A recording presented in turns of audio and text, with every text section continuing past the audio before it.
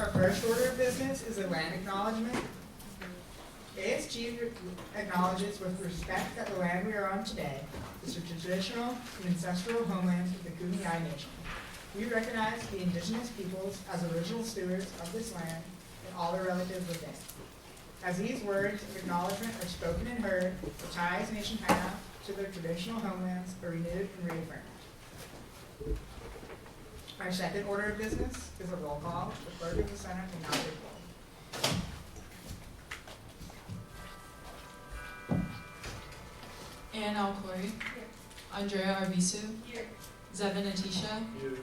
Anissa Beckett. Here. Jolie Beagle. Here. Julia Capadonna. Here. Brooke Cluster. Here. Jameson Daytalk. Present. Cassandra Diaz. Here. Lucas Diaz-Granados. Here. Paulina Gaithan. Here.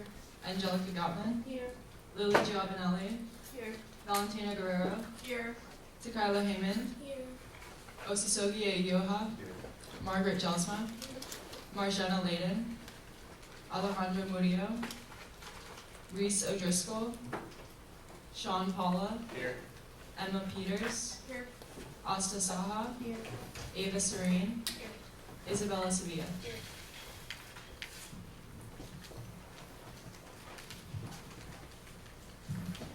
Our third order of business is the approval of the agenda. Is there any motion to approve today's agenda? Senator Andrea. I move to approve. Today's agenda. There's a motion on the floor that has been seconded to approve today's agenda. Is there any discussion? There's no discussion. We'll now move to a vote. All those in favor, please raise your placards. All those opposed? Any abstentions? Motion passes. Today's agenda is approved. Our next order of business is the approval of the minutes of the last Senate meeting. Is there any motion to approve the minutes? Senator Jameson. I move to approve last Senate's meetings minutes.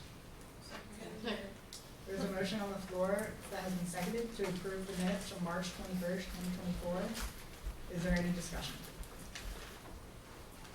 There's no discussion. We'll now move to a vote. All those in favor, please raise your placards. All those opposed? Any abstentions? Motion passes. Approval of last Senate meeting's minutes. Our next item on the agenda is new business, starting with the presentation and discussion on student affairs updates by the Vice President of Student Affairs, Charlotte Johnson, and her leadership team.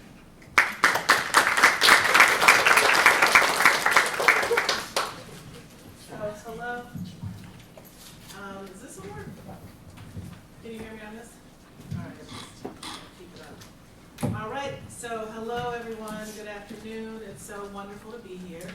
As you all know, I'm Vice President Charlotte Johnson, Vice President for Student Affairs, and my team and I are happy to provide updates for you and some of the sort of hot topics and things that we're working on in student affairs. But first I want to introduce the team before I start off. We'll all have a role to play in this presentation, but I know you didn't think that all the work got done in student affairs by, like, it's not magic. Team, there's a huge team behind it, actually. And these folks sitting here are my senior leadership team. So they work on your behalf each and every day. Andre Mallier, stand up, Andre. Andre Mallier is our Assistant Vice President for Auxiliaries. I think you all know, and he's also handles our finances and business resources for the division. So thank you, Andre. Dr. Chris Burton, who is our AVP for Wellness. I think many of you know Chris Burton. I'm sure you're familiar with all the work of the Wellness team. We'll talk a little bit more about that. Dr. Nicole Whitner, who's our Dean of Students. And what now? Have you been here 2 years yet? Almost. Woo! That's so great. Mr. Timothy Navarro, who is the Associate Dean for Assessment and Research in our division. And where's Byron? Dr. Byron Howlett back there. Have you been here? You've been here a year, right? A year. Our Assistant Vice President for Student Life. So please join me in giving them a round of applause. Because they do make the magic happen every day. Okay, so to the updates, let me see if I can. So we're gonna cover today, a few topics, not in great depth, but to give you some highlights on each. Improving access and equity, the work that we've been doing on JED, which is related to wellness, our anti-hazing initiative, Student Wellness Center, which is exciting, student cost savings, safety in residence halls, updates on the Thriving Student Model, other initiatives and partnerships, and then we'll have some time, I'm sure, will be time for questions and discussion. So improving access and equity is something that is near and dear to my heart and the heart of all of my senior leadership team. We've been working on a few things in this regard that I think you'll be interested in. So the commuter commons is actually, we're expanding the support for commuter students by hiring a coordinator. So those interviews have taken place, the finalists have been narrowed down to 2, and we hope to be making a decision soon, and that person will start in July, so July 1. Second, Black Student Resource Center, for those of you who don't know, we hired Maisha, what's Maisha's last name? Henderson, who is the new assistant director for the Black Student Resource Center, who's working with Jay Rice on many programs and support avenues and sort of spreading the wings of the Black Student Resource Center so that we're focused on the social connection pieces, but also on other forms of support, including wellness and academic supports and those sorts of things. In fact, all of the Commons is sort of doing this, evolving to this holistic approach around student support. On the wellness front, Dr. Burton's going to talk more about this, but specifically on improving access and equity, we've hired Dr. Jason Richardson, who is the Associate Director for Access, Equity, and Inclusion on our wellness team. So his job is really to think about how, with respect to our wellness resources across the university, we can ensure that access is going to every corner, every student, regardless of identity, experiences, whatever. We want to make sure that those resources are getting to everyone and that they're meaningful for everyone. He's been here about 6 months now. The Campus Climate Survey, so you probably have seen in your inboxes an invitation to take the Campus Climate Survey. It just went out on April 1st, I think. And I want to encourage you to take that survey. It takes like maybe 15 or 20 minutes. It doesn't take a lot of time, but it will help inform the university-wide diversity, equity, inclusion initiatives in the future. So please do that. It's been sent to faculty, students, and staff, so it's been sent university-wide, so we'll have lots of input from the different constituencies on campus. On the academic support front, we have added a coordinator in the Center for Student Success, and that person started, she's been here a minute, right? That person has probably been here a year, but the goal there is to ensure, again, that the resources that we provide for students with respect to academic support are getting to the places and the students that need them. On the students with disabilities front, I know this is a topic near and dear to your hearts. Chris, why don't you tell us them about the new position we're hiring, because I don't want them to speak on it. We have filled a position of accessibility coordinator that will be overseeing our processes for technology that can help students with accommodations like note-taking and potential software enhancements that we're going to be purchasing in the future that will help in classroom accommodations so that students can have easier access to tools, particularly students with disabilities. So we want to make sure that with respect to the sort of emerging technologies and universal design, we're right up there on the leading edge, and this person will help us get there and stay there. Jay.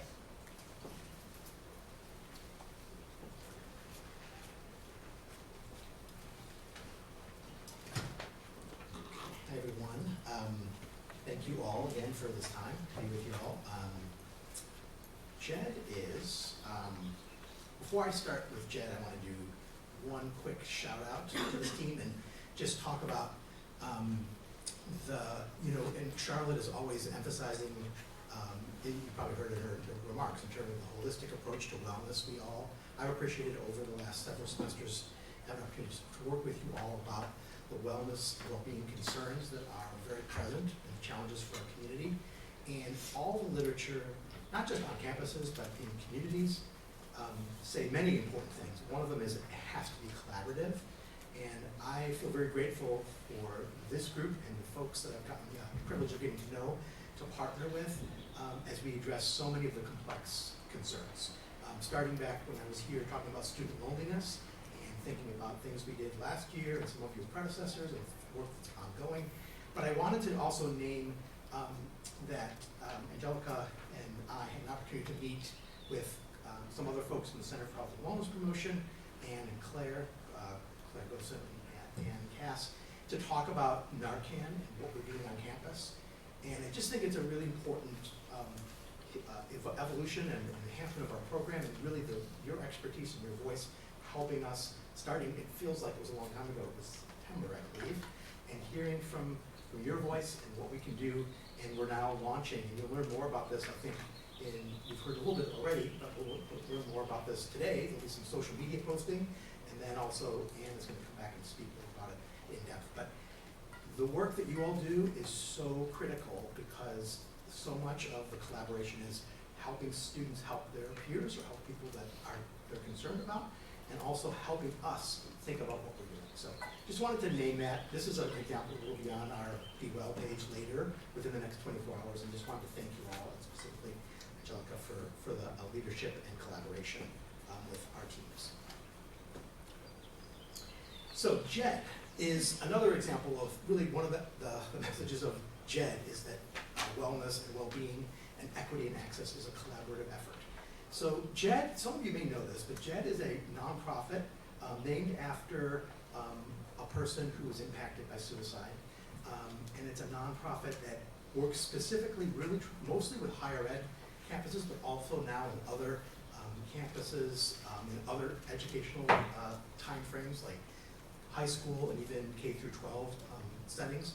And it's really trying to help campuses look at what they do to prevent suicide, reduce the impact of suicide, and also look at the importance of health access, how are campuses supporting students with marginalized identities, and what processes, programs, and services are on particular campuses. So when one of the things that I really appreciated when Charlotte joined the campus was she talked about this, and I had known a little bit about JED, just being in mental health and working with colleges, and it's an investment the university is making to bring experts from JED, which are mental health experts, campus experts, student affairs experts, to USD and help us look at what we're doing, go through a very rigorous assessment process, and they will be meeting with some folks, many folks on campus, someone in this room, to hear from students, faculty, and staff about what's their experience of being at USD in terms of wellness services. And just to give you a little bit of sense of what our goals would be for working with an expert group like JED, would be really to utilize the public health model that we currently utilize. We really think about what public health really looks at, what the data is telling us about the needs for well-being, and then how can we make sure that we're making choices and decisions that are as equitable and accessible as possible. So it's very much a public health informed approach. And then looking at our practices and really strengthening campus-wide suicide prevention efforts. And really helping people know that they're not alone, and helping other people feel like they're not alone. One of the key moments that many students have to navigate is that development of relationships, and we know that that's a key indicator and a key task that helps people feel like they're less vulnerable to depression and mental health concerns. So this campus-wide effort and that collaboration will help everyone on campus, from our teams in student affairs, student leaders, other student communities, and also faculty and staff, help join together to help create even a more connected community. And then obviously it's going to be there's a lot of strategic and methodological approaches that they will review that we use, and then also make recommendations based on what they see USD doing.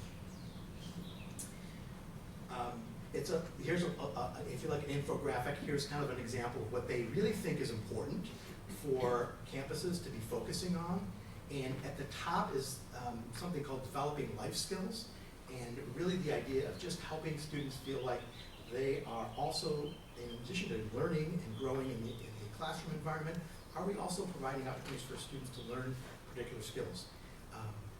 One that is really, we call how to help a friend, right? But that skill of how do I connect with someone and make sure that they feel like I can be supported, but how am I also honoring my own need for community or self-care in those moments? That's an example of a life skill that we're hoping to continue to develop here on campus. You can see the other boxes, and you can just give you a sense of the comprehensive approach they use, and they will look at all of these processes here on campus to try to make sure that we have reviewed our own approach to suicide prevention and also creating inclusive and healthy communities.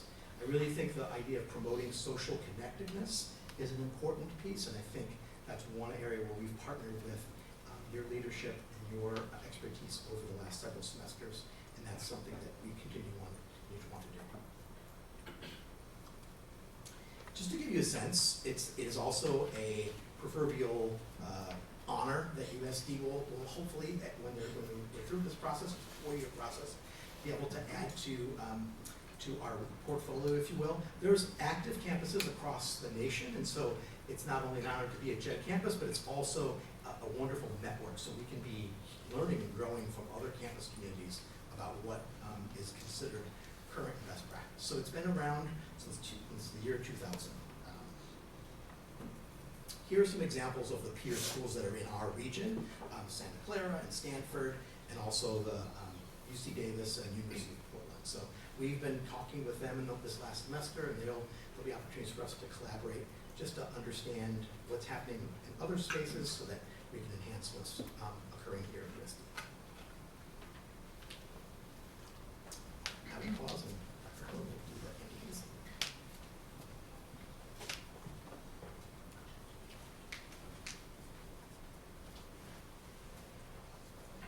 All right. Good afternoon, everybody. Good afternoon, everybody. Thank you. Okay, I want to make sure y'all were still there with us. So I want to just tell you just a little bit about the anti-hazing initiative that the university has embarked upon. As you all know, hazing is a problem at pretty much every university campus across the country, and USD is actually no exception, as you all know.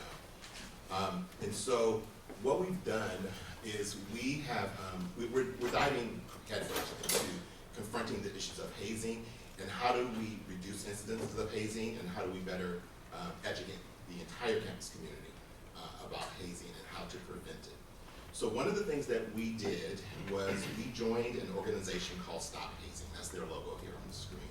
So the Stop Hazing organization, they've been doing this work for about 15, 20 years. And it's evidence-based research that they've been doing about the causes of hazing and in different ways that hazing can be prevented on college campuses. Stop Hazing works, they're based out of the University of Maine and work closely with the folks there. Dr. Elizabeth Allen is the leading researcher who really started this organization.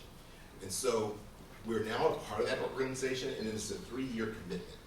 And in year 1, it's really about establishing assessment and baseline data for your university. So you know, have a better understanding, we have a better understanding of where we are in relation to hazing. And then from there, we can then develop our initiatives and the work that we need to do to help prevent hazing and to better educate folks. So we formed a cohort team, we call it our core team here on campus. It's representatives from athletics, from campus rec, club sports, from fraternity and sorority life, from student activities and involvement. And we've been meeting twice a month since September, October, to do this work. We are also a part of a consortium of schools from across the country. We are in what they call cohort 6. So this is the 6th rendition of Stop Hazing doing this work. So that alone tells you they've been doing a lot of work around hazing education and prevention. So we're in the same cohort as institutions such as Harvard, Princeton, Arizona State University, University of Mississippi.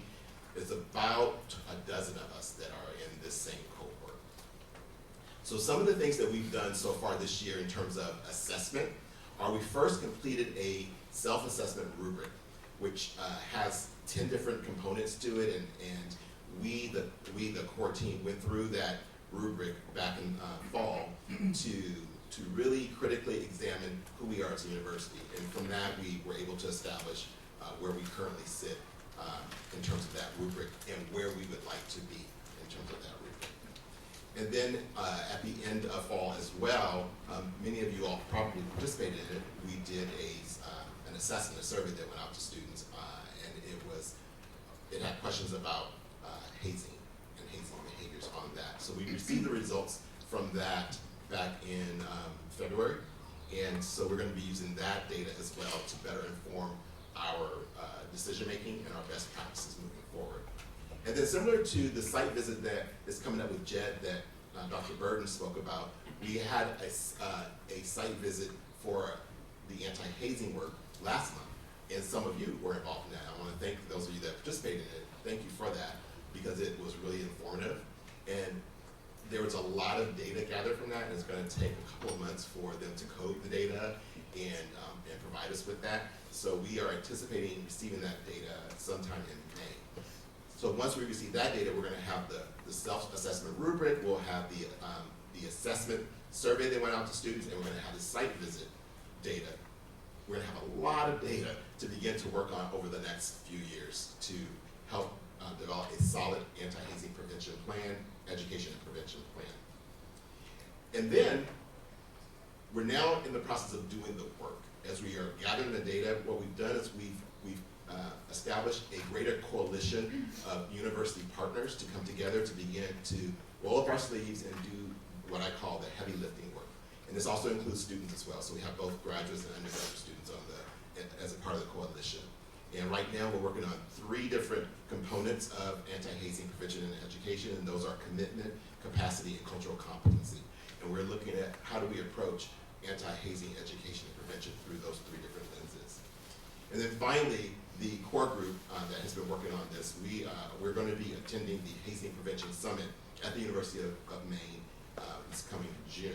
That is a requirement as part of our partnership with Stop Hazing. They require every campus to send a minimum at least 1 person to be a part of that. But we have a wonderful leader in our Vice President, Charlotte Johnson, and she said all 6 of you should go. So all 6 of us are going to the University of Maine to learn more from our colleagues at different schools in terms of what they've been doing, especially the folks in the earlier cohorts, because they're ahead of us. And we can actually not necessarily have to reinvent the wheel, and we can find out exactly what they're doing and how that work may apply to us here at USD. And that is the anti-hazing initiative. Back to Chris.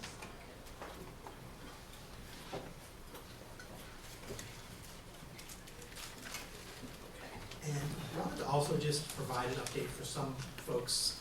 It's been a bit of time since we've talked about the ongoing construction of the Wellness Center. You all can see it now. It's very exciting. There's like big beams there. You can tell I don't know a lot about construction. I'm calling you more professional terms for that. But it's very exciting, and so I wanted to share some of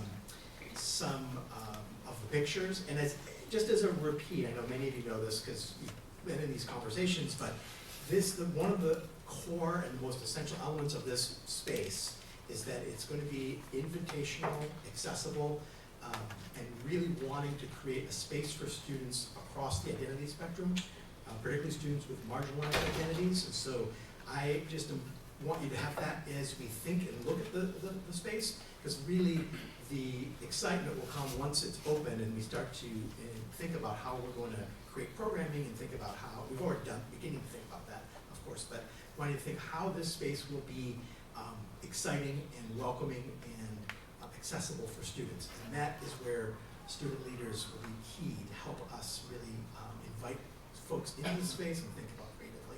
So you'll see it's a beautiful building, but I always like to think of that kind of image and that language and that intentionality regarding universal design, and also in terms of the hope that we want this to be a gathering space for students in a really diverse and unique way. So if you haven't seen some of the pictures, these are, this is the building, you know where the building is if you've come in the new main entrance, but you'll see that's gonna be the entrance space.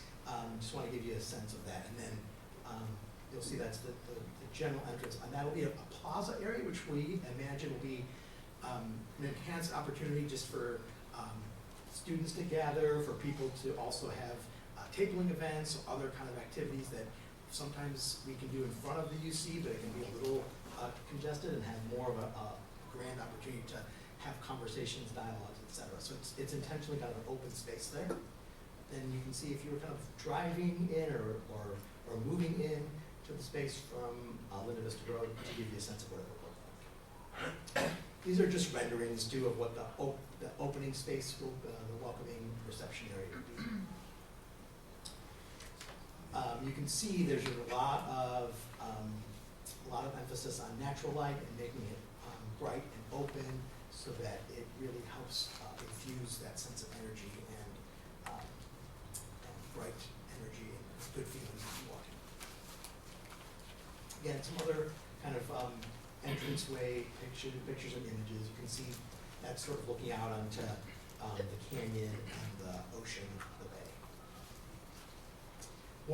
And some of this will happen thanks to you all, and others, we're gonna be doing a showcase with some of the furniture, so you'll get to really see this next week in our furniture showcase, but we and you all can obviously understand this better than most. But there's a lot of desire for students to be gathering in comfortable furniture spaces and kind of areas in the building, so there's a lot of opportunities just to rest or gather, or be in a restorative way, and the furniture will be part of that experience, obviously, and the location of the building. So this is just one example, but throughout the building there's lots of these spaces. Whenever I walk on the ground floor near Schwick, as we call it, the garden level, we don't call it the basement, if those that have offices in there. There are so many students that are in those spaces that I just really get excited to think we'll have more of creative spaces and more accessible spaces to add to that going forward. Obviously, there will be recreational opportunities, and this will be a mat court, but it's also going to have a lot of other design opportunities. It'll have opportunities, a sprung floor, and it'll have opportunity for dance, for other uses, and for programming. So it's multi-use, which is one of the intentionalities of many of the spaces, which is nice. But it will also have some opportunities for traditional kind of intramural activities and things like that. Just an example of some of the different cardio and exercise spaces, and that's a long hallway with lots of mirrors. Different spaces for movement activities and for opportunities to have classes, and that is behind those windows. We'll see this in a few moments in a video. That's going to be another opportunity outside that students can access, and will have opportunity to meet and do programming both indoors and outdoors, which is kind of neat. And that's will be a meeting space. Our classes in the campus recreation space are very popular. Every semester, more and more students are using that as an opportunity to connect and to be well. So we're going to really look forward to having larger spaces and more adjustable and inclusive spaces. Again, another example of just a gathering place for students can study or be or talk with one another, etc. Just to give you a sense, this was as if we were kind of floating in the canyon. And so you can see that's the back side of the building. So there's, again, those kind of outdoor spaces are really exciting and opportunities to be indoors and outdoors. And this is sort of another side. You can see there's going to be some covering over the balcony so it's more accessible. Folks can have opportunities indoors and outdoors, and there'll be protection from sun. This is a very exciting area as well. This is what we're calling a wellness terrace, and you can see those are just that rendering of, it'll have obviously some different opportunities for use, but it's going to be outdoors, and they did a really intentional sun study so that we know how much shade will be there, so we can have programming in the morning or in the evening. And then that kind of area where that kind of meshing is, it may not look exactly like that. That's going to be a rejuvenation space, which lots of opportunities for students to have kind of quiet, have very comfortable, intentional furnishing, and have a place where people can sleep in or just for school. net cards. Yeah. Thank you, Vice President Johnson. I did that. We were hoping for. Every time I get like something that looks cool, like on my email, I forward it to Charlotte. Look at this. This looks great. Oh, sorry. Okay, so that is that. We'll see more a little bit later. We have a video. We're going to transition to a copy.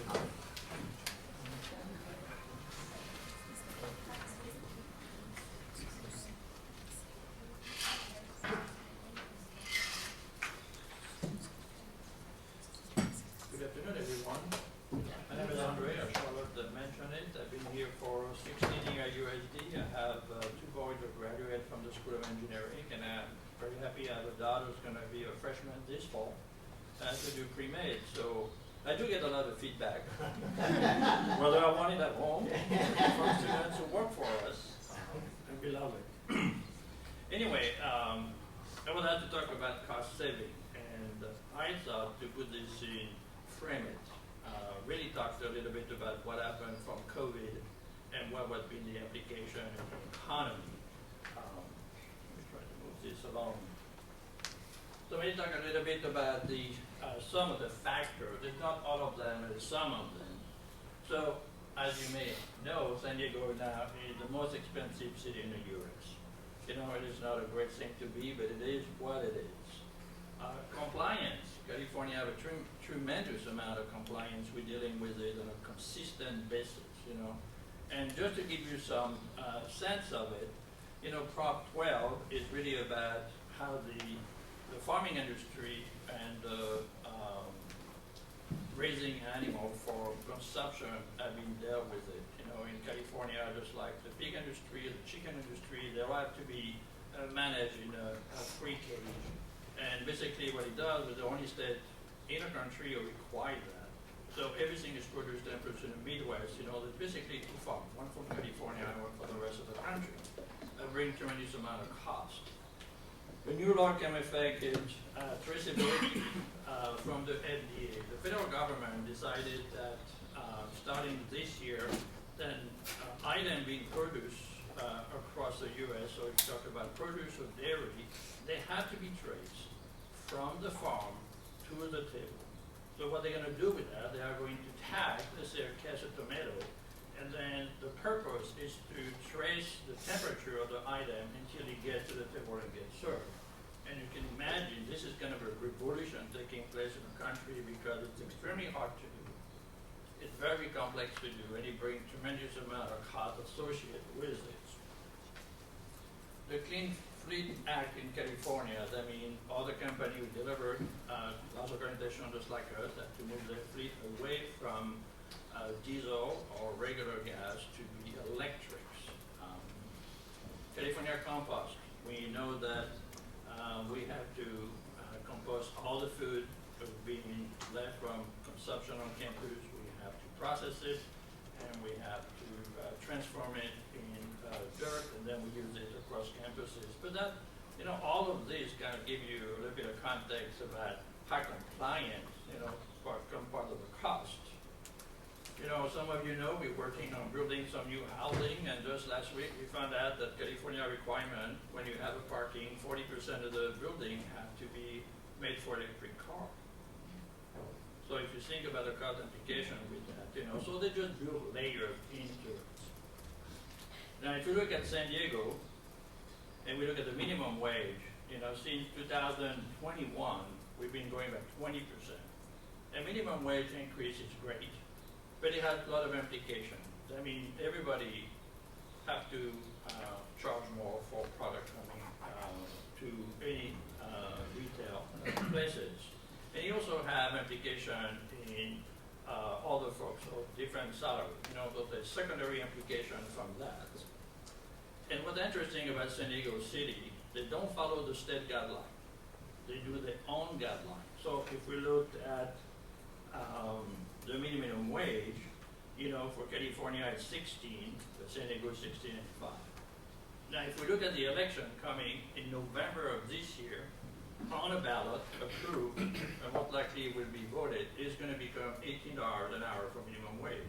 But what's going to happen from that, San Diego is going to go 20, 22, or 24. We still don't know what those implications, but we do know that San Diego do not follow state regulations. So, you know, that some labor tend to be the most expensive item in pretty much everything we do. People then say, well, is it food expensive?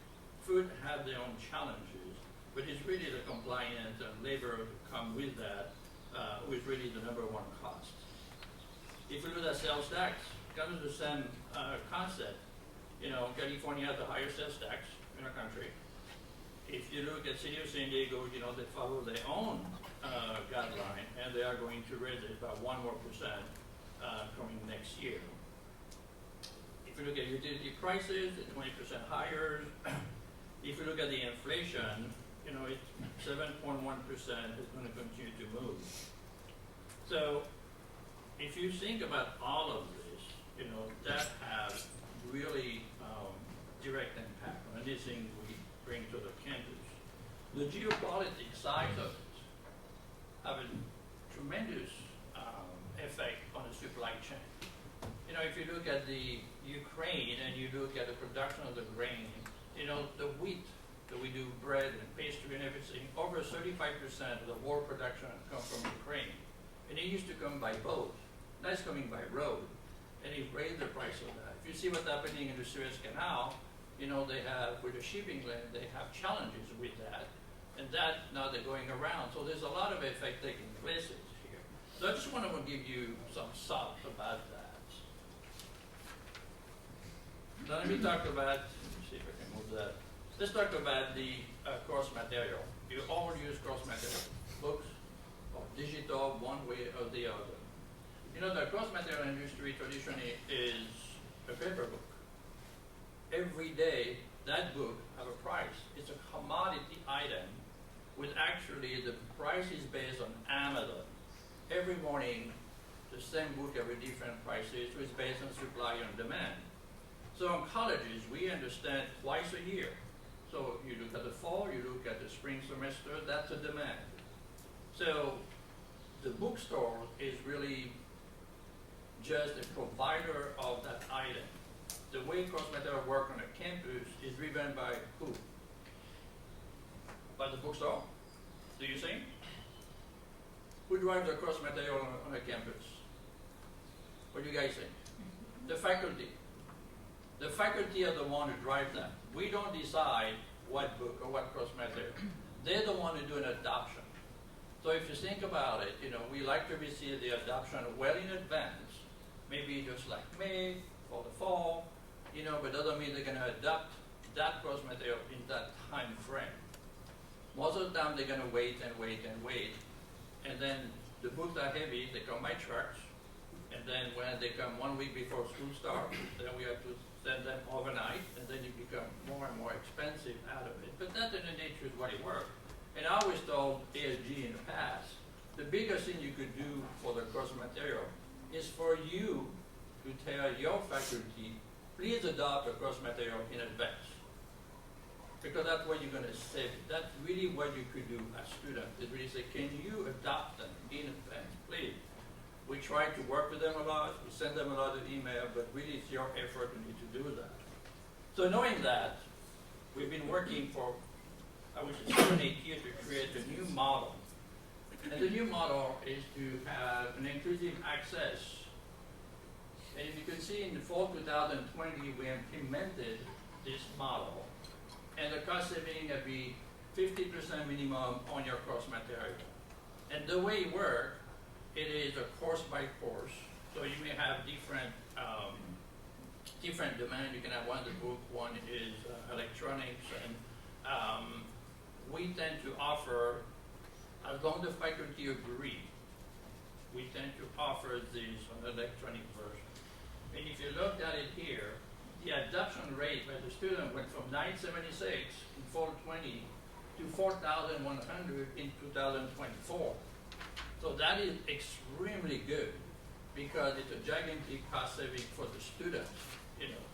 So that's what's happening with that. And then we're gonna take this to a different model where it will be the entire class will get cross material. And then that will also collapse the prices. You know, at the fall when students come to the campus, we get a lot of opinions from the parents. The one that we get a lot is, well, I can't believe I come to USD and I pay all that kind of money and you don't have a book adopted. And this ain't, you know, because the bookstore not adopting the book, it's just because we didn't get an adoption and then we just reacted. The advantage to go in electronic format, even if they adopt this, the day before, we can open it. It's just like going to Netflix. You go online, you get a code, you get your books, you know.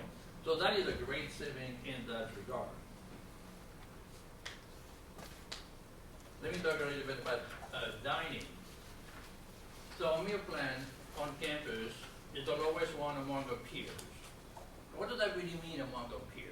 So if you look at Santa Clara, you look at Stanford, Loyola, Pepperdine, all meal plan is lower by 20% to 79%. Who is at 79% more than us? Stanford, USC, Pepperdine. So we've been able to keep it very low. We make a commitment again for 24-25. We're going to keep it the lowest among the peers. And it's really, how do we achieve that? It's by being very lean on what we do. Very careful of what we buy, very lean in organization, so we can bring the meal plan the lowest possible for all of you. Now, if we look at the meal deal, maybe many of you use those. I could tell you that the one that's $6 is $9. You know, last semester we have over 30,000 of them were used. So it's very popular from the students. They do know that. You know, they're different from place to place. You know, at Paloma we offer 10% after 5 p.m. Campus Cash, you get 10% discount. If you look at tax, the way tax works, you know, when you come to a cash register, the IRS guideline is, in order not to charge you tax, we have to know you're students. It's not because you have a credit card and you swipe it, then we know automatically you're students. We have to be able to be compliant with IRS. I mean, we have to show your ID. I'm a student and this is my credit card. I'm sure some of the cashiers, you know, don't always follow that. But that's the compliant. If you think about it, 7.75, and with the new tax, you're gonna have 8.75 into it. You know, those layers, if you add them, you know, they will create savings. We do grocery, you know, when it comes to grocery, sometimes we win, sometimes we don't win. And what's that? Somebody can tell me, you know, if I go to 7-Eleven, it'll be cheaper than when you buy it to market. I'm gonna say, yes, you're correct. Why is that? 7-Eleven is multi-billion-dollar company. When they go and buy product, it's a multi-billion-dollar, you know, engagement. Us, we little tiny into it. So our price point is not competitive with that. They're more convenient than they are really about being effective. So you start a bottle program, you know, you could get limited drink 51 cents a day. I don't know how many people use that, but you know, it's available. Bring your own much, and then we have all these programs. So all of this, you know, combined from the meal plan perspective, some of the savings on campus is really a drive. We're trying to see how can we come to the table at the most effective way for all of you, and my entire team work on this every single day. So thank you very much.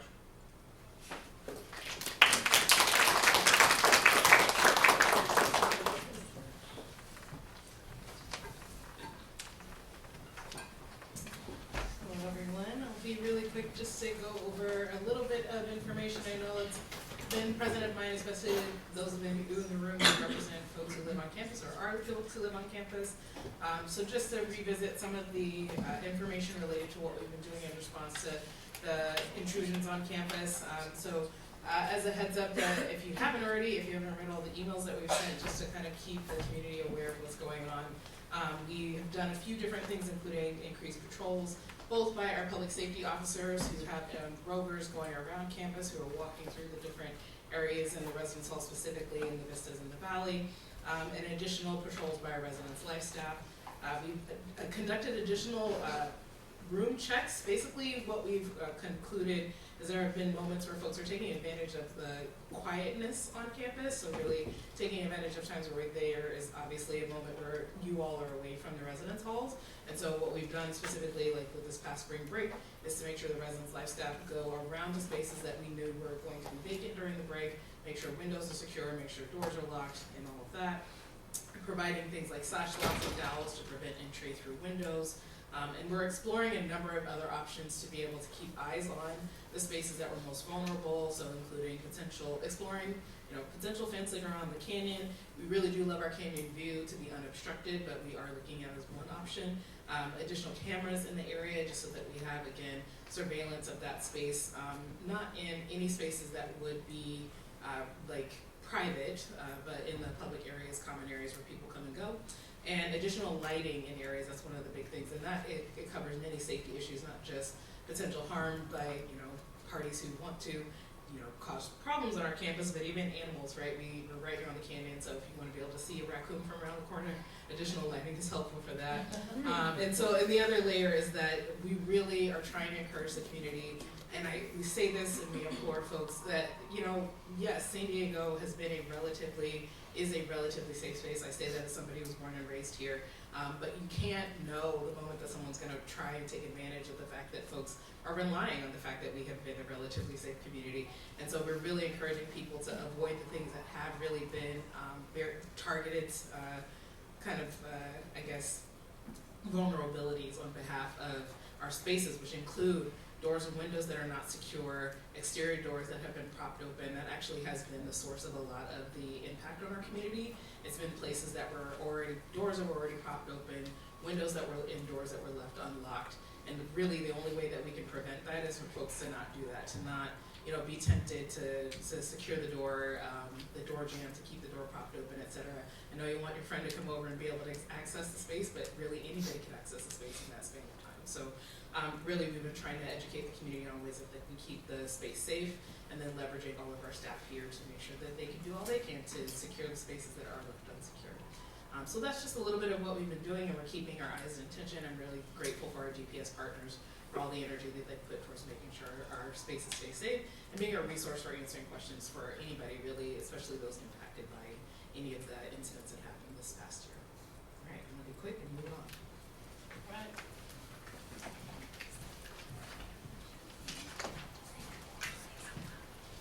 Hi everyone, I just want to present a quick update on the Thriving Student Model. For those of you that were here last year, Jen Lee and I came to this space and we facilitated a conversation around the Thriving Student Model and solicited your feedback on what was missing, what we should change, how this model should evolve.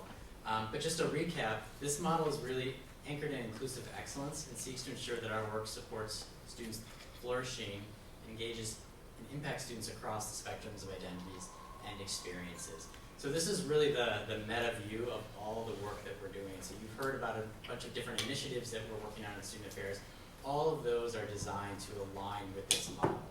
So when we say thrive, it really means that we want you to be flourishing while you're a student here at USD. It's not just about outcomes that you're going to achieve when you graduate and leave. It's really about looking at those experiences that you're having while you're here as a student to make sure that you can truly thrive or flourish. So some updates that I want to share with you today. Essentially, we heard your feedback. We also solicited feedback from faculty and staff through a series of workshops, and we have evolved the model to include a 7th domain. So holistic wellness previously had spiritual wellness as a part of it, but we've actually pulled that out to make spirituality its own domain. And we've been working with partners in mission and ministry, the Franciscan School of Theology, faculty from theology and religious studies, to define what this domain of spirituality should mean. So we're finalizing that at the moment, and that's going to be another domain or pillar of this model that we look to as we evaluate all of our work. Exciting news is that this work started within student affairs, but it's now expanding to the rest of the campus community. We've had faculty from different spaces, units that are not in academics but not in student affairs, that have asked us, how can we support this thriving student model, or how can we use this in our work to make sure that we're supporting students in their ability to thrive or flourish as a student here. So that's really exciting to have those people wanting to opt in and support this project. So we have 7 domains. That's this essential structure of that. So every project, service, or initiative that we do, we look at it to see how is it really aligned with one or more of these different domains, and how is that impacting the students of all identities and experiences here at USD. Yeah, so we're gonna, do we still have time for questions? Coach Lee? We can extend time for questions.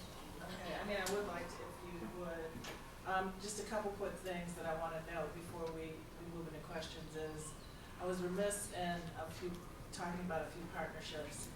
One is the ASG and all the student feedback that we've actually received on the Wellness Center. You'll see when the Wellness Center opens that a lot of the space designs and the content of the space and the things that are in the space really come from you all, from what we heard from you during focus groups and on the wellness committee and all of that. Second thing I really wanted to mention when we're talking about access and inclusion is, of course, we're now a Hispanic serving institution, or on our way to becoming a Hispanic serving institution. And I don't know, it was several months ago, but Dr. Howland and I attended a forum that MECHA and another organization sponsored with students, and it was about what support the Latinx community needs here. We heard you we've got a list of things that we want to roll out. One of those things is happening in the spring, and that's really focusing on the graduation sort of celebration for Latinx students and making sure we've got support and funding behind that, so we're actually doing that. So I just wanted to throw that out there because I feel like it was a big gap in the access and inclusion piece. Questions now? Point of order. Point of order. The time allotted for this agenda item has elapsed. Often extend time, as always.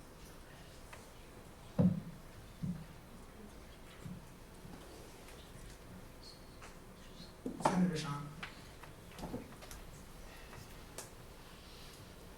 I move to extend the allotted time by 5 minutes.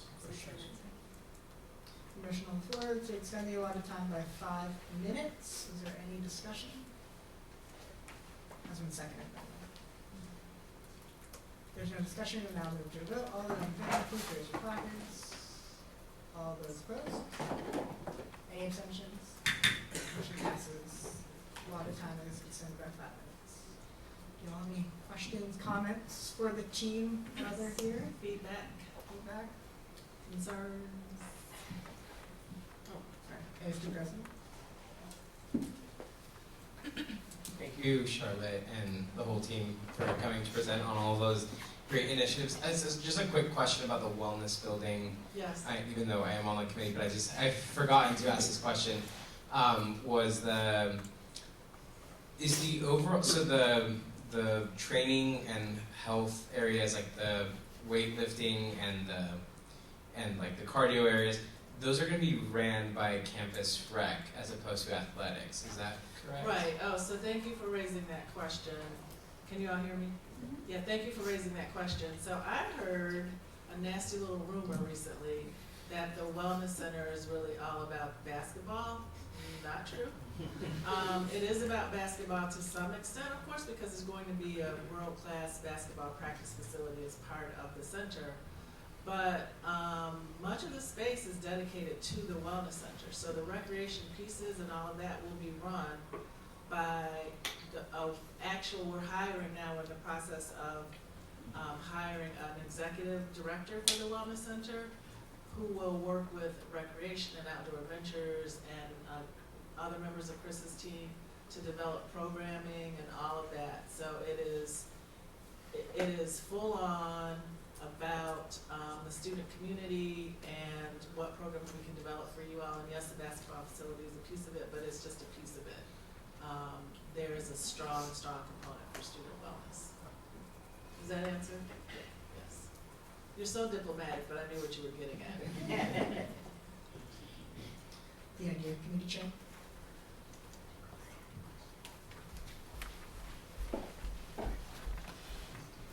Hi, thank you so much for being here. Thank you. The pictures of the wellness building was beautiful, but I was just wondering about, I noticed there's a lot of glass, very open and airy, so I was wondering what conversations about safety and student security are looking like. Yeah, so we'll have you know, just like every building on this campus, the Department of Public Safety will be helping us monitor the building and making sure that it's safe. We plan on hiring a number of student workers to also help monitor the space and walk the space, so there'll be plenty of staff in the space at any given period. You know, one of the aims is really to keep it safe, and we haven't, to be fully transparent, we haven't worked out the entire staffing structure yet. We're waiting for the executive director to come on before we do that. We expect to have that person on sometime in late May, so they can have 6 months to the ramp up of the opening and get the staff and everything together. And one of the key considerations, of course, will be safety. Senator Jameson.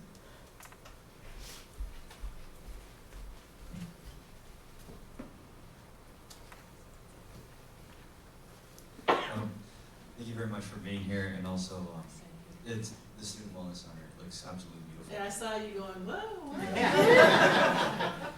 whoa. Just speaking upon student workers, in a sense, I know the minimum wage is $16.50, and as everyone knows that the increase of minimum wage is going up in California. Will we possibly see a increase of minimum wage here on campus as well? Well, we are bound by, and Andre can keep me honest on this, if it goes up for the state, it goes up for us.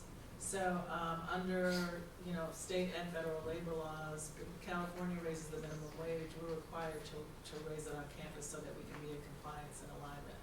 So yes, if it goes up, we go up. Sounds good. Part of the cost of doing business. Yeah. Senator Zimmerman. How's it going? So on the subject of like being more welcoming campus, I'm sure you're aware of like faculty not feeling very included in that, and they're pushing for like a union. So I want to know what your thoughts were on that, and like what could happen to kind of support them, or what the next steps would be. So what I can say about that is the process for unionization is governed by the National Labor Relations Board, and some sort of aligning laws, like federal laws. So as faculty, the faculty who are working to form a union are adjunct faculty, and they're working their process with the Service Employees International Union, also called SEIU, and we are following all the rules and guidelines set out by the National Labor Relations Board. Okay, thank you. Okay, thank you. And the Chief of Staff.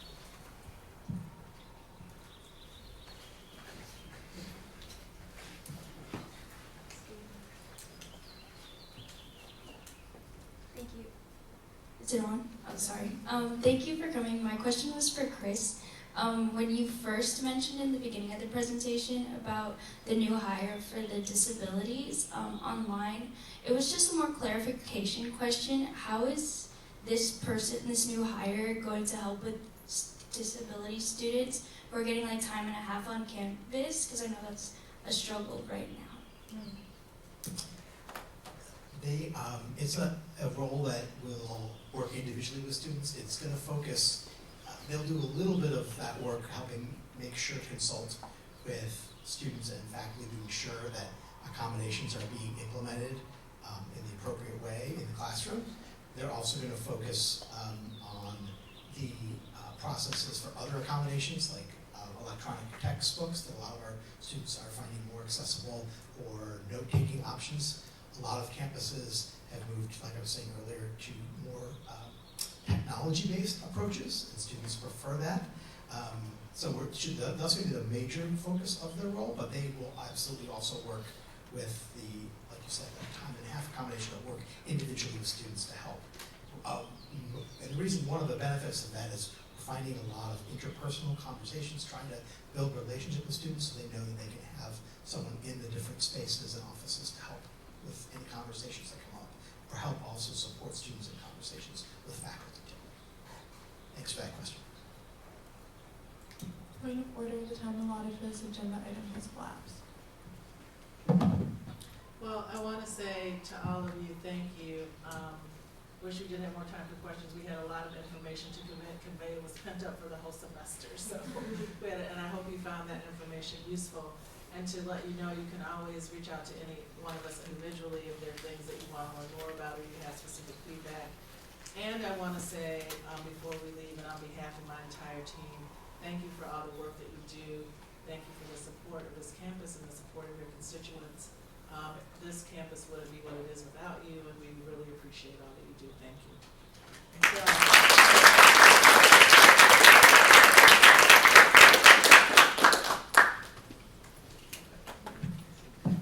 The next item on the agenda is a presentation and ASGBC recommendation on the $10,000 plus request by Women's Club Volleyball.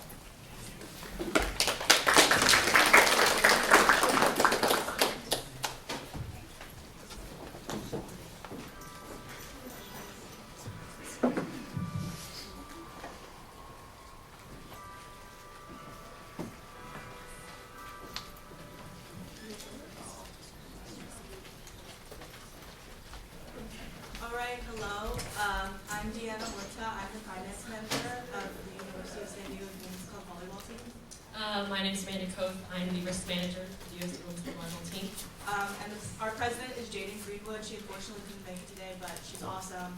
She helps run the club alongside Amanda and I.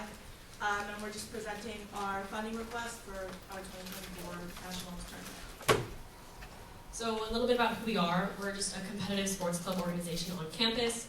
Locally, we compete in the Southern Collegiate Volleyball League against other Southern California schools. Nationally, we're in the National Collegiate Volleyball Federation. We are a player-led organization. We have a very involved leadership team. We oversee the coaching and development of at least 12 student athletes. Most of the time, we have at least 15. We have a strong alumni network. Our past two coaches were actually previous alumni of the men's team and the women's team. And there are a lot of others who come and help volunteer, so we're a really strong alumni network as well. Continued success. My freshman year, the National Volleyball Tournament we played in 2022, we placed 5th. So it was a really good outcome there. Last year we got top 33.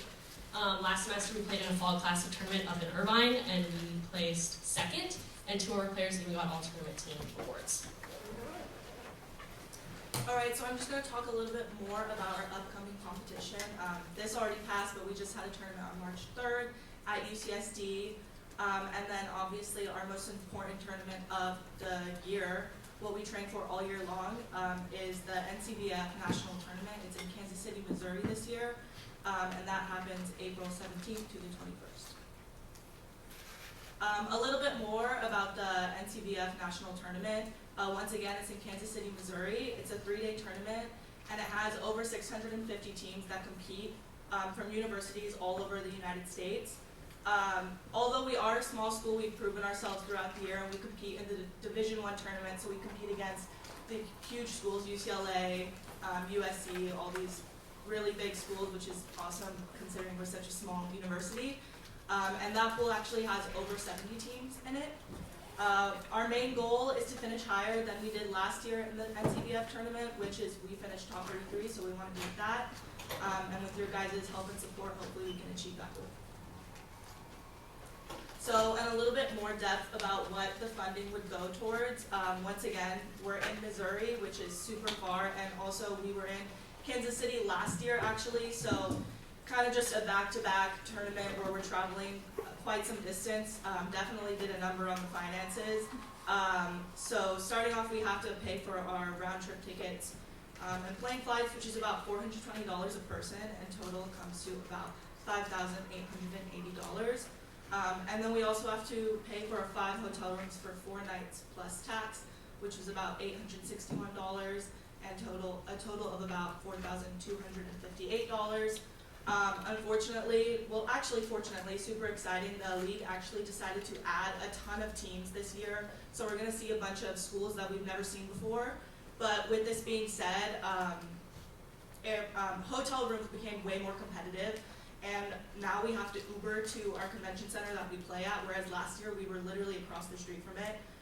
So we had to account for Uber rides as well, which to the airport is going to be about $20 a ride, coming to $160, and to the hotel and convention center, which is 4 round trips, It's gonna be about $10 a ride, which is $320 in total. And in total, we're asking for $10,619.22. Thank you. If you have any additional questions or concerns, obviously we are here. Or this is our president's phone number and email, and then we are also super active on our Instagram if you wanted to reach out to us through that as well. Thank you.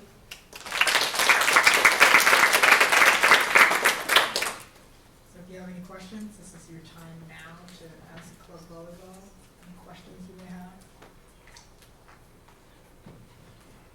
The ASG Vice President.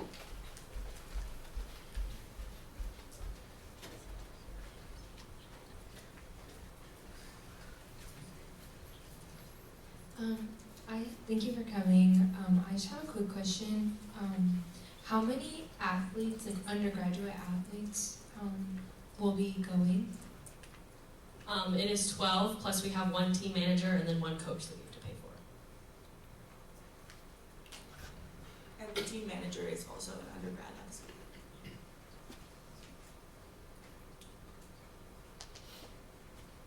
The student work committee chair. Hi, thank you so much for coming. Has any fundraising been done for this event? And do you have an estimate of how much team members would be paying out of pocket? So in past years, we've actually covered all of the hotel and flight costs. So pretty much out of pocket from players, it's really only been like food. As for fundraising, we did a spoof ball tournament, which was a spike ball tournament we did in October. And it was our first year doing it, so it didn't raise a ton of money, but we're hoping in the following years that it does.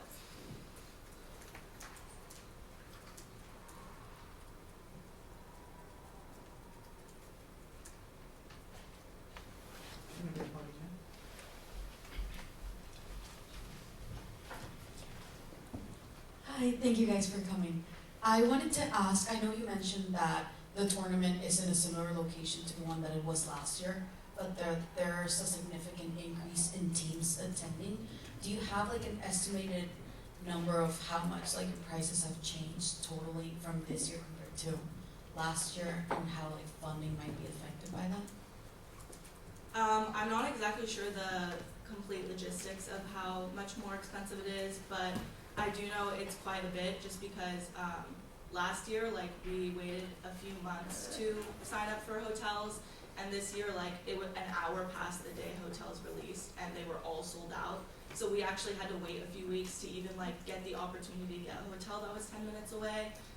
But once again, I'm not sure exactly how expensive it is, but I do know that we are asking for an increase because last year, so our freshman year, it was in Arizona. So then going to Kansas City, we had a lot more funding left over from the previous year, just because Arizona obviously is not as far as Missouri. But this like back-to-back Missouri and then Missouri again is why we're requesting a bit more money. Yeah, we tried looking at our budget actually just sitting over there a few minutes ago. It's currently locked, but I think we can talk to our sports club director if we're able to unlock that and maybe get that number to you guys. Thank you. The academic committee chair.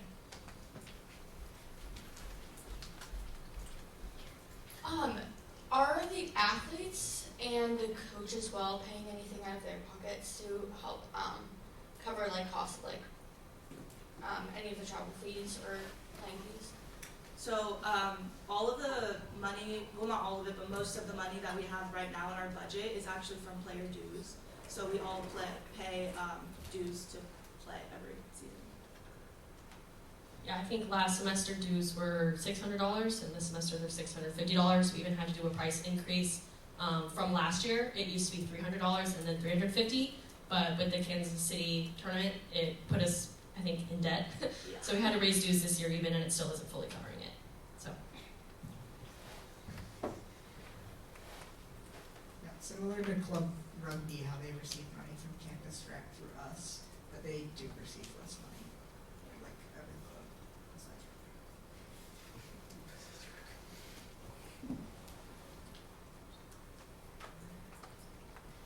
If there are no more questions for Women's Club Volleyball, then we will now move to the ASGBC recommendation unless someone frantically raises a placard. Now we will move to the ASGBC recommendation. Thank you, Club Volleyball.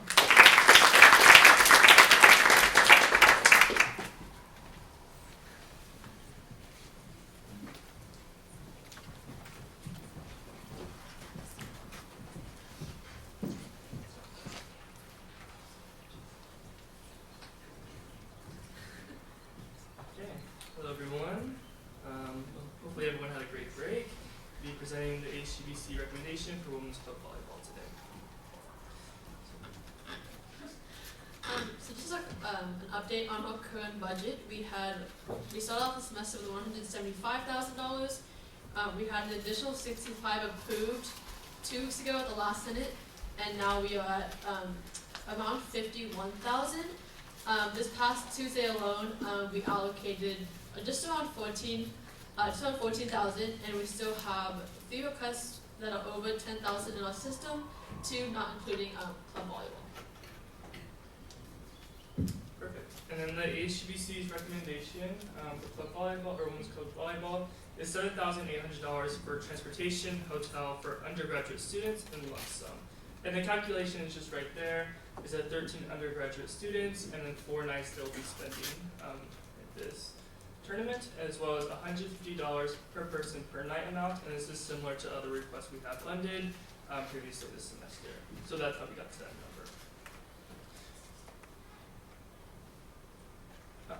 Yeah, I guess I missed the slide. Just some points to consider. So how much we fund or allocate other clubs on campus. As like the current budget that shows, like we just funded this past Tuesday around 14,000. So that's usually, every week that we do fund that amount of money. Usually we see around 30 requests every week. We've been seeing a little bit more requests since we're not looking over any requests over spring break. So we just saw a lot more requests this past Tuesday. And then how do we balance the budget to ensure we can fund requests throughout the whole semester? And then when they submitted this request, this is going to be under sports clubs, regionals, championships, and playoffs. And that's going to be the ASGBC funding guide linked, and that is sent out to all student organizations. Once they fill out a request onto our orgs, there's a hyperlink on that as well. But that's the category that this fits in as well. And then just voting, as you all know, so it's a vote to approve or deny the HGBC recommendation. If it's denied, then please vote for a new funding amount or vote to send back to HGBC to review. Thank you. Thank you. Any questions?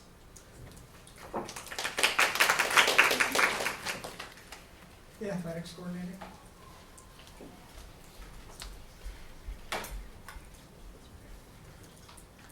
I was wondering if you all had that number available of how much money, I guess, like women's volleyball is getting versus rugby was getting, and kind of like what that difference is, and also like if you know about what I guess what variables go into deciding which teams are getting how much money.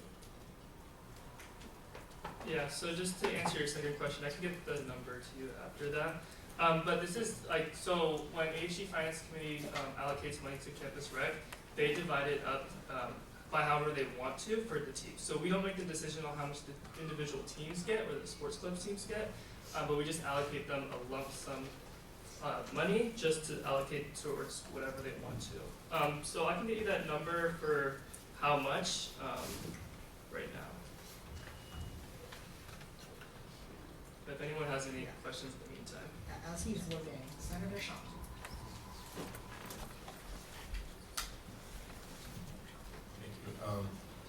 Thank you for your presentation. I just was kind of curious about the number that you guys were using, that 150 per person per night.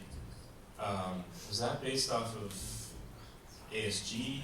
So our allocations for past $10,000 requests, or your past recommendations? Because I have the rugby one up, and I think it was like 100 per person per night. So I was curious if that went up or what the reason for that was.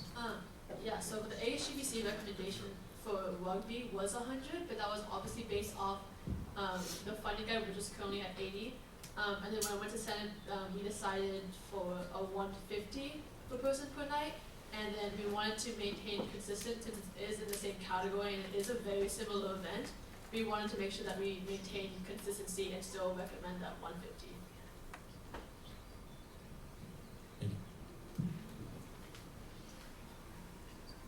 Academics committee chair. So just to be clear, so the 13, funding for the 13 undergraduates, that includes all 12 players, the team manager, and then no funding for the coach, right? Correct, yeah. And then I just got the number for how much Campus Rec allocated for this club. I believe this is per year. But for volleyball women's, it's going to be $2,500.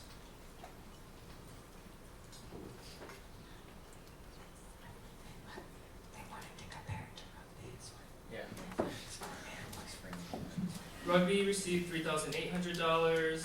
Volleyball men's and women's is both $2,500.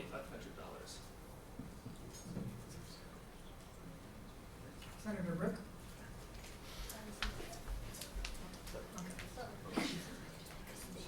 Senator Shaw. Just to clarify that, men's and women's, they each received $2,500, or they in total received? Correct, yeah. Each Thanks. received $2,500, and this is per year allocation, and this is not decided by ASG whatsoever.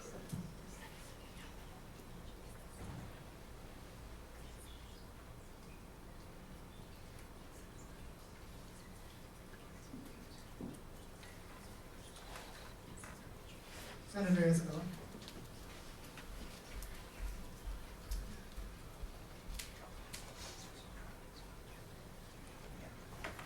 Well, I think this is pretty reasonable with the rugby recommendation as well, and it's like pretty much the same. So I move to allocate $7,800, or sorry, I'm gonna say I move to approve the ASGBC recommendation. There's a motion on the floor that has been seconded to approve the ASGC's recommendation. Is there any discussion? The athletics coordinator.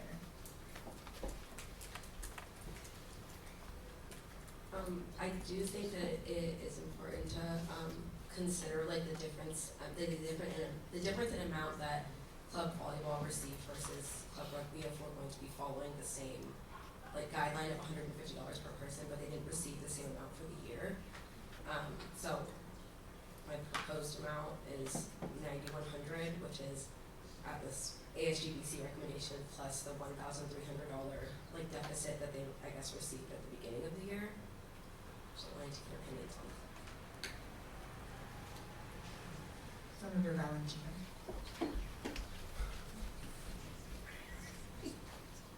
Regarding what the athletics coordinator just said, yes, that's true, but also we have to remember that rugby was funding for 3 tournaments. They were playing in 3 different cities and everything, so I feel like that's also something we have to take into consideration. Yes, I believe The athletics coordinator. they were doing 3 tournaments.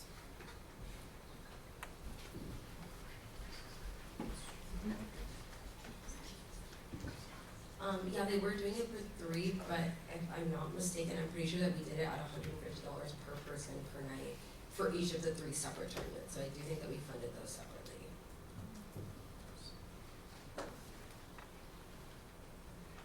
Yeah, that's correct. Yeah, that's what we did.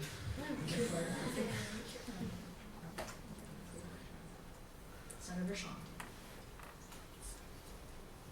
Alright, I like that idea, but before we go ahead and do that, I think we should take into consideration the size of each club, because I'm guessing that's how Campus allocates money. I'm not sure.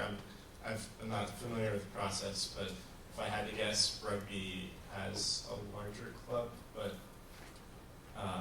yeah, I don't know if maybe Jordan could shed some light on that process. Or Yeah, unfortunately, the way that we do it for funding for Campus Rec is that we just allocate them. I mean, this year we allocated them around $55,000, and they divided that up however they want to in several different categories, like clubs, and they also have some other categories like safety, risk management, and game day materials as well.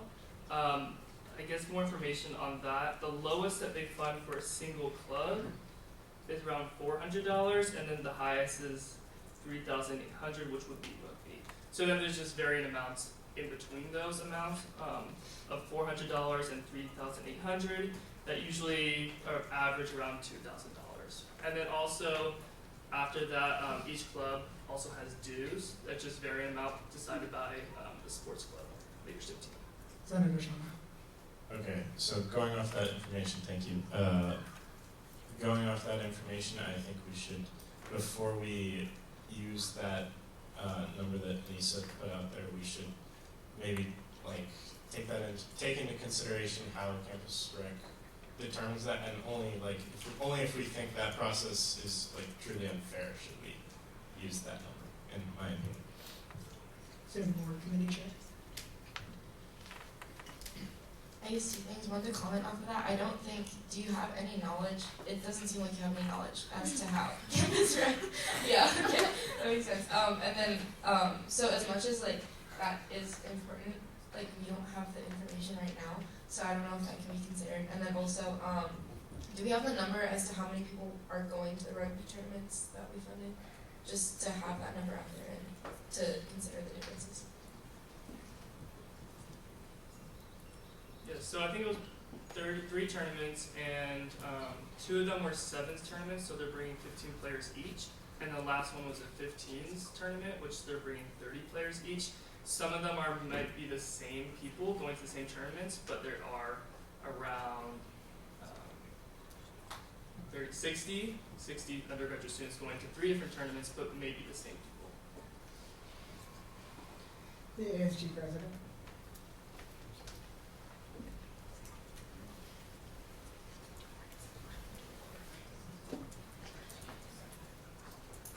Yeah, so I think it's very important that you all as senators consider that in Finance Committee we just determine a stable number that is allocated, as the Finance Chair said, to Campus Rec, and we have like no oversight or determination of how that number is impacted, and being sure to, and thinking about that process, I think is something that we in like Finance Committee, and I think the Finance Chair brought up when we were approving the reports last week or the week before spring break, just about making sure that we have had some questions about how actually Campus Rec is starting to allocate those numbers, just as transparency for you all. But to our knowledge, we just don't know the whole process, and we don't know what's the algorithm or whatever determines what club gets what and all of that. So just to provide that context and clarity.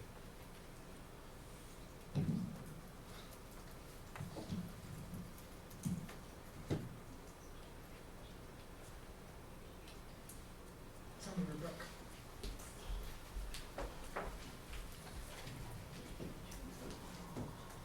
I move to call the question.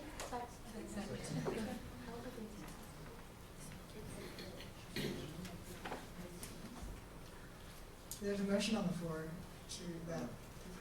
to call the question. We will now move to a vote on moving to the main motion, which is to approve the $78,000 of ASGBC's recommendation. 7,800. What did I say? Yeah, my bad. 7,800. All those in favor, please raise your flag. All those opposed? Any abstentions?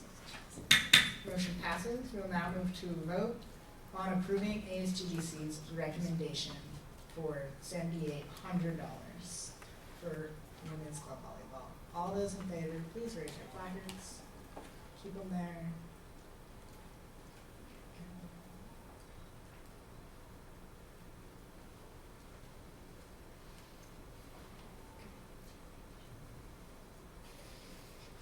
All those opposed, please raise your placards.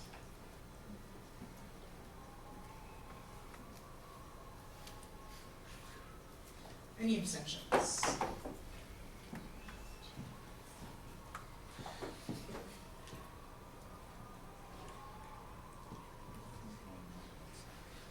Motion passes.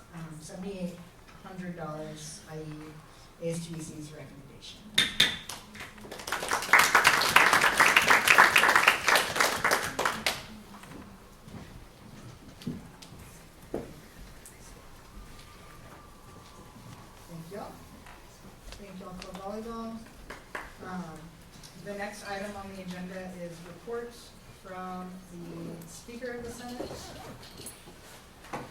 Hey y'all, it's April. Let's get things wrapping up. Let's pick things up.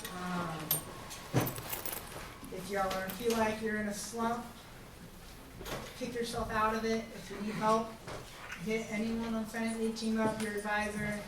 We're here to help you. Your committee chair, any friends, family you have in Senate, because it is going to come to a very fast and abrupt ending here in about a month. Because I believe our last Senate is like the first week or the second week of May. And if you need to present on maybe any resolutions, any ideas in Senate, please reach out via email ASAP to put yourself on the schedule, because a lot of things are starting to add up right now, and we want to make sure we can get you on our schedule. We don't want it to be the last Senate meeting and y'all are asking, like 3 people are asking to be put on the schedule, because that just probably won't be able to happen like that. And then update, please, the Senate initiative sheet as you are working on it and doing all of your tasks. I can tell when y'all aren't working on it because there are no updates from y'all. And I know that some of y'all are doing work that is now being put up. Also, and the exec team will also be a part of the Senate initiative sheet, just for people and any things that they're working on. So if you want to get into contact with them, you have their information right there in front of your eyes. And then when you're submitting funds, please be very detailed. We don't want to reach back out to you and delay getting you money. Please go to your office hours. I know I don't overlap with everyone, but I do know who I do overlap with, and some of y'all have been going. So I will be reaching out here next week if I don't see y'all one more time. And then we still have 2 more over $10,000 requests coming in the next couple weeks, at minimum, as of right now, at this very moment. So be prepared, come prepared, be ready to discuss, and pay attention when we have speakers here. And yeah, and make sure y'all are paying attention, asking great questions, and dressing in business cash like y'all did perfectly this Senate. Next item on the agenda is reports from the Senate League. Point of personal order.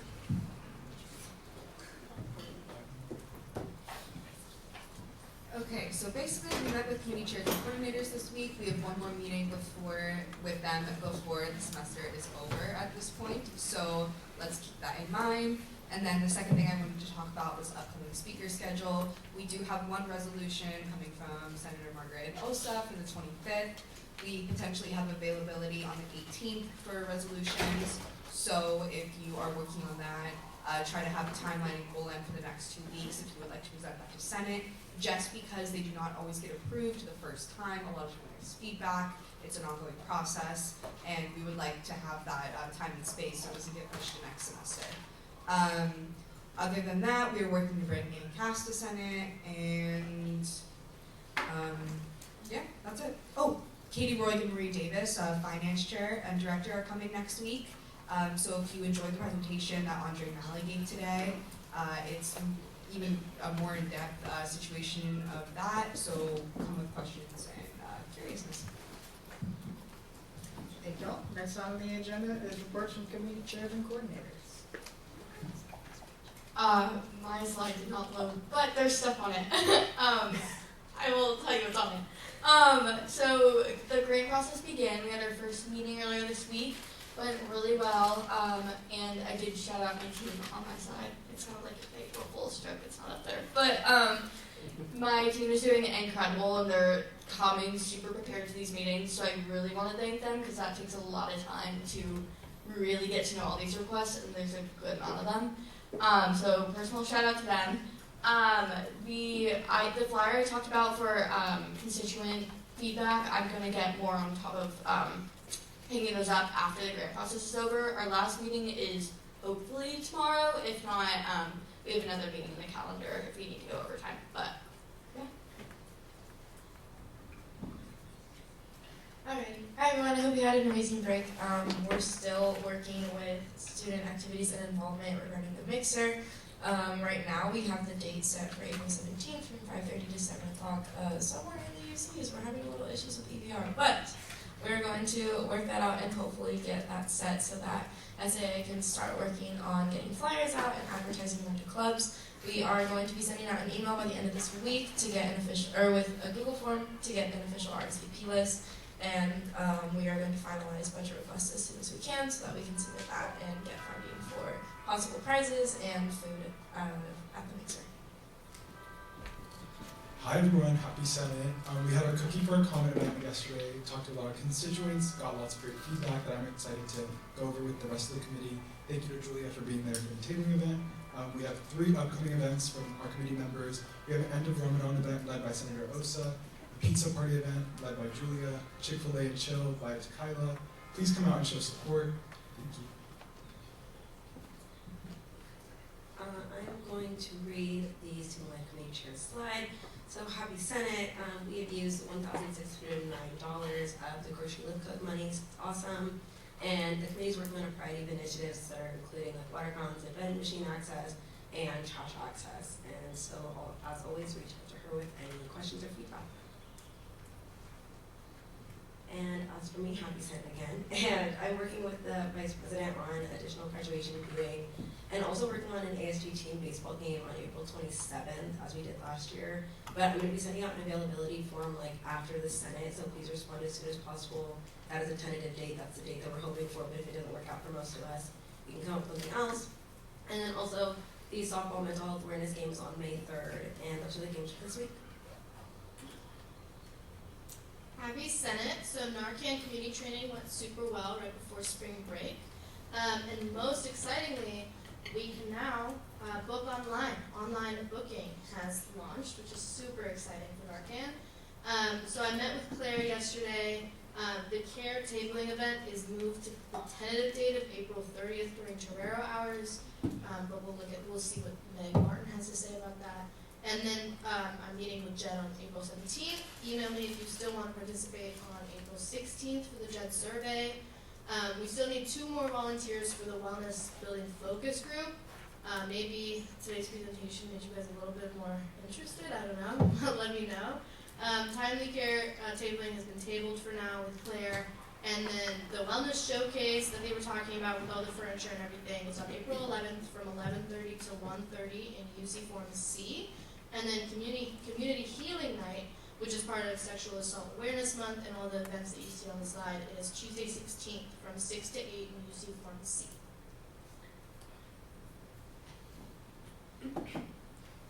Hello everyone.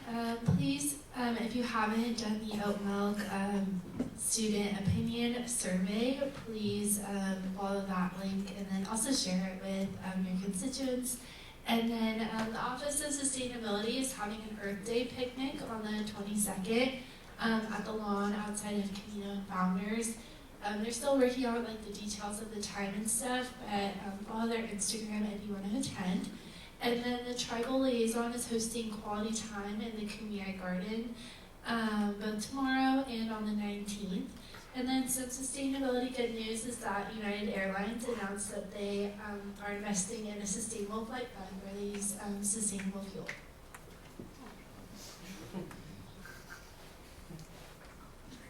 Next item on the agenda is reports from the executive board. Happy Senate to you all. I hope you all had an amazing spring break. Yesterday I attended various meetings with AVP Byron Hollett and also Sean Horrigan to help facilitate a 75th anniversary event that exec and a committee of the TV is planning to kind of celebrate 75 years for the school. So it was a little bit bumpy, but we figured it out. So I think now we're going to have the La La is going to be the location of that event coming soon.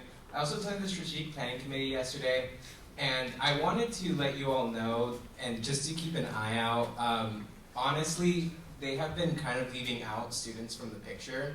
And so yesterday I was a little bit stunned and surprised that they were going to bring out the tentative plan for the new strategic plan for the next 7 years to only faculty and administration and not bring it to students. So I worked with some of the committee members to actually bring that, and so they're going to be presenting that here, and I'll be working with Senate lead team to figure out the date. But I just want to let you know that. So if you hear from students about anything like that, or you hear from your faculty about speaking about that, just please think about that and really bring it back to the students, because students are kind of the most impacted group out of all these plans. Without students, there's no finances, there's no purpose for teachers, so really think about that. The TBB chair and I met yesterday, and we decided that the vice chair applications have been extended and open to the public, and will be due on April 11th at midnight, in line with the other appointed positions. And then exec will be representing ASG at several events for the next couple of weeks, so we have a lot of events that will be at, including the Wellness Building Showcase that the Health and Wellness Coordinator pointed to, as well as our visit day this Saturday. We'll be meeting some potential new students to USD. On another note I did not have on my slide, and I apologize for the lengthy update, is that we have the endowed scholarship grants coming up, and so we need to have 4 undergraduate students that are not part of ASG sit on this committee. The permanent members are myself, the Student Life Committee Chair, the IDEA Committee Chair, the PR Chair, and the TBB Chair. But we need 4 non-ASG students who also be on there. So if you have any ideas of any of your constituents or friends who are obviously USC students, if they want to be sitting on that committee, please let me know. And then anything else? My email's up there. Thank you. Hi everyone. This is my first update since this semester started. I hope you all had a great and restful break. So undergraduate research and travel grant applications closed, and we've been reviewing the applications. Shout out to the academics committee for their great work. Applications for elected positions have been extended and are due tonight at midnight. I expect to see names that I know on those sheets. Appointed positions for next school year close on April 11th at midnight.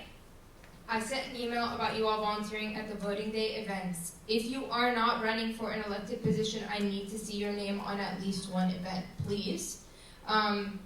Voting dates for elections are on April 8th. If we need a primary election day, I will let you all know by tomorrow. And April 15th and April 16th are our general election voting days. So please sign up. I need all the help I can get. If you have any questions, please email me. All right, everyone, welcome back from spring break. So we had our weekly Jewish branch meeting on Tuesday. A lot of our work was done with the Constitution, so we're moving forward with just a few nuanced stuff at this point. We have ongoing ASGBC appeals. Keep you all updated as we have more. Not to rehash, but the application has been extended. If you have not applied yet, the elected application is due tonight at midnight, as already stated. If you've already filled out an application, you don't have to fill out another one, but please know that it's been extended. You still have an opportunity to apply, and the appointed positions close, as stated, April 11th. As stated, elections are right around the corner. Also to note, the Toreros Thrive Together campaign has been extended throughout the entire month of April, so that is ongoing from what we had at March. So please keep a lookout for that. As always, if you need anything, my email's up there on the screen. All the history stuff, some fun photos from spring break, and then also just to point out, April is Autism Acceptance Month. Thank you. Hi everyone, hope you had a good break. So just as a reminder, our Padres event is on Monday, April 8th, so if you have tickets to that, I can't wait to see you there. And then we're also looking forward to collaborating with all of you for our April event, and that's going to be happening on April 26th, just celebrating 75 years of the university.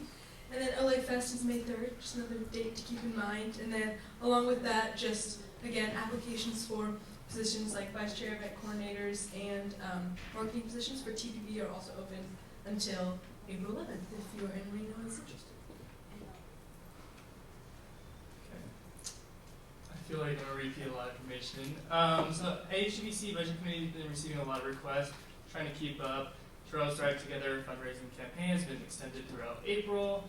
I'm opening it up to get involved fund requests again, as since there's more money now in that fund. And then the controller and I have been reviewing the AHG funding guide to update for next year. So then the next team would be just prepared. Happy Thursday, everyone. So, Senior Picture Day is April 23rd from 12:15 to 2:15 p.m. located at Egan Plaza. That is right in front of the entrance of the GCP if you don't know where that is. So start spreading the word to your senior friends, and the flyer will be up soon on the Instagram. And then the Wellness Building Showcase is Thursday, April 11th at 11:30. There will be free food if that entices any of you to come and check out some of the furniture. And then the Linda Vista Multicultural Fair and Parade is Saturday, April 27th. More information will come to you all through an email from myself or from the president. And then just as reminders, mark my request 2 weeks in advance, and then my email is there if you need to contact me. Hello, everyone. A few things about the banquet. It is, as I said in past slides, April 28th. So respond to the GCal invite. Like right now, I should see you all be pulling out your phones to respond to this GCal invite. As well, I sent you emails about the award nominations, which are due April 10th. So you can award numerous things that you can nominate any of your fellow ASG members. If you need a carpool for banquet, you can fill out that form. Other important things is the office cleanup. It was left pretty dirty before spring break and it still hasn't been cleaned up yet, so please take some time before or after your office hours to clean that up. You can look at the major summaries document from this past semester.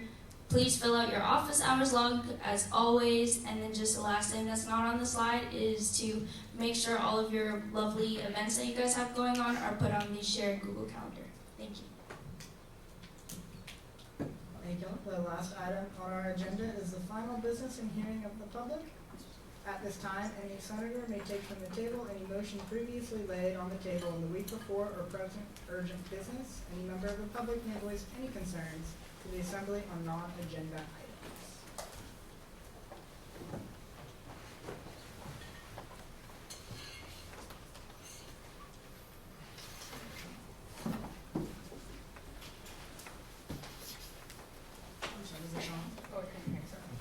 I move to adjourn. There's a motion on the floor that has been seconded to adjourn today's meeting. All those in favor, please raise your placards. All those opposed? Any abstentions? Motion passes. Senate meeting is adjourned.